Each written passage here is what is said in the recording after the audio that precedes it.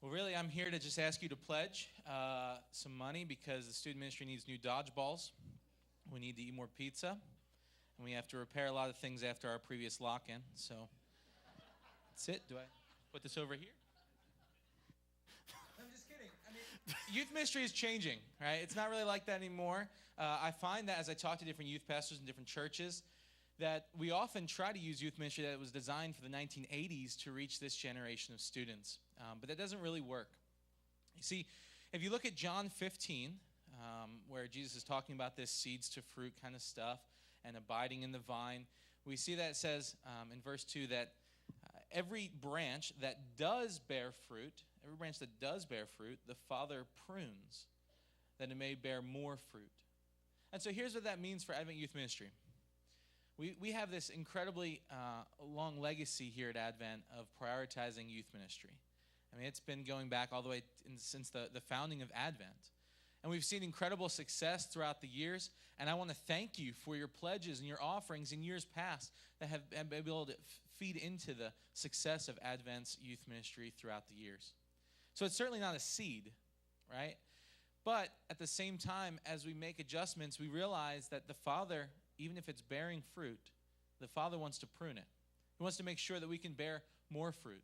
And so we have this amazing team of leaders that have sat down and tried to think hard about what that means for the youth ministry. Figure out how we can prune, how we can adjust, how we can make our next steps and changes in order to bear more fruit. And so we took some time to look into Generation Z, this generation that we minister to. And we found a few things that are really encouraging. We found that they're very open-minded and eager to learn and discuss and in honesty and open dialogue. We found that they are passionate and compassionate as they look towards the world.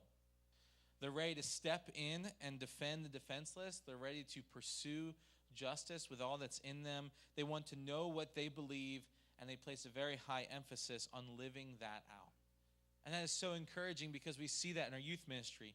So we're slowly trying to adjust and figure out how to do youth ministry in order to see these students become like Christ and also do ministry and accomplish the mission of Christ in this world. That Advent's youth ministry is not just a ministry for students, but it's also through students and by students. So we try to make steps towards that. Students are learning deep truths. We're discussing real things and deep truths about what we believe. We're going through all 66 books of the Bible and 9 different Christian doctrines in our curriculum. In fact, right now, we're in the middle of a series on Christology, the study of Jesus, finding out who the real Jesus is and how to follow him in this world. We've also created the shop, which is a small snack shop, just like any other youth ministry might have. Sells some inexpensive drinks and snacks and merchandise. And we've put next to it, though, we've put this, what we call a Because wall, where we have 3 different posters made by students who have brought these nonprofit organizations to our Because wall. And they've made posters explaining why we should donate to them and give to them and be aware of these organizations.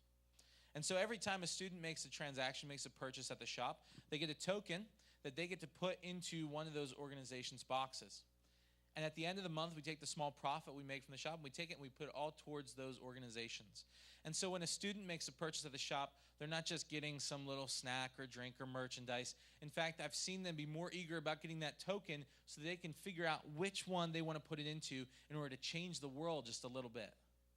And they're eager to do that. They've grabbed a hold of that. In fact, we're pretty close to making a donation to 3 different organizations right now. One to Best Buddies of Arlington High School, where they pair students with a student with disabilities to walk through the year with them. We're getting ready to give to ALS research to find a cure for ALS, and as well to the LeSue community, which is a home in Memphis given to women who are trying to rehabilitate from a life of prostitution or trafficking. And these students are getting a hold of trying to figure out where to donate, and they're reading about these organizations, and they're coming to Huddle not just to be changed a little bit, and not just to have some fun, but to change the world just a little bit. They're coming to Huddle and Connect groups on Sunday mornings and Epic on Wednesday nights so that they can change the world and see God's mission accomplished. But as we've looked into this generation, at the same time as we see their passion and compassion for the world, we've seen that it's a very difficult day to be a teenager. We've seen that being a teenager is not easy today. Among our own students, we see broken and unsafe homes. We see overwhelming pressures. We see mental unhealthiness. We see many other factors that make being a teenager today very difficult. So we want to make sure we have a place where they belong. We want to be able to connect them with one another and connect them with this amazing group of leaders that we have. But let me tell you, I have been so inspired by the resilience of our students. The resilience of students who don't have any support at home, or they come from a broken home, or they come from a place where they don't have any love or care, and they want to love and care for others when they get into being a part of the youth ministry. The resilience of students that don't have any support at home, but they want to come support the mission of Advent. The resilience of students that don't have any sort of relationships that they can be founded upon in their life, and they want to come and build relationships here. These students are resilient. They're also compassionate. And they have this incredible desire for mission. They're no longer content to sit on the sidelines anymore. They want to see this world changed. They want to see it changed for the glory of Christ. They want to see the mission of God at work in the world, and they're ready to step in and do that. They have an eagerness. I'm inspired by their eagerness to learn. Even though they do this 40 hours a week at school, they come and they want to learn more about what they believe. And I'm so inspired and encouraged by that. And so this morning I want to ask if I can use the resilience and compassion and eagerness of these students to challenge you. To make a pledge to Advent. To up your pledge to Advent. There's no need to dance around the topic. Your money goes towards seeing these students be ministered to and to do ministry in the world. We have this incredible group of students at Advent and a multitude of students that are unreached outside the walls of Advent. That when you give your first fruits to the work of the church, you give it to the ministry for them and by them. So let me be honest, you won't see a return on your investment. I know it'd be great to say that. I know it'd be great to say you're investing in the lives of the future of the church and you'll see your return later on. But I'm telling you, this is not that time. If we had 500 students come to huddle tonight because you give, you won't see the return on that investment next week. Because this is not an investment. Investment means you have to wait for the return. What this is a deposit into your own account of joy. That when you give, you have the confidence and assurance that students are being ministered to and that students are doing ministry in the world. That's not an investment. That's a deposit into your own account. That when you make a pledge, you get that hope and joy of knowing that's where it goes. Your pledge goes to the hard work to see Advent youth ministry pruned and shaped to bear more fruit. It goes to the hard work of changing the world bit by bit through the Because Wall or meeting with students going through a tough time.